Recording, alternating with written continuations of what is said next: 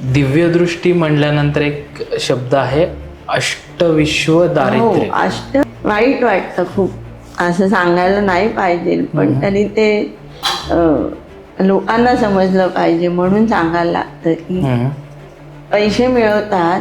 म्हणजे त्यांची केस अशी आहे की लहानपणापासून गरिबी पाहिलेली आहे आणि अतिशय कष्टाने मोठे झालेत आणि आज सगळं उत्तम आहे, लाखो रुपये मिळवता आहेत, पण ती मेंटॅलिटी तशीच आहे.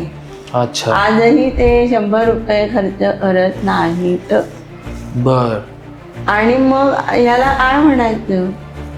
म्हणजे अरे तुम्ही चांगलं राहा ना, चांगलं खा, चांगलं प्या. आपल्यावर मी मगाशी म्हटलं ना, उपभोग घेणं.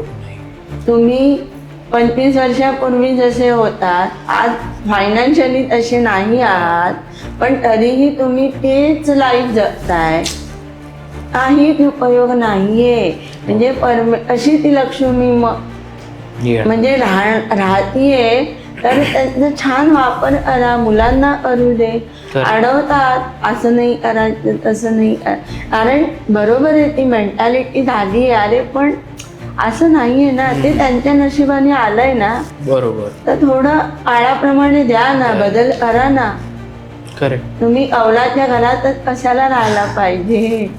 छान राहा, चांगलं एन्जॉय करा, खर्च करा थोडा फॅमिलीवर, स्वतःवर, त्याचा उपभोग घ्या.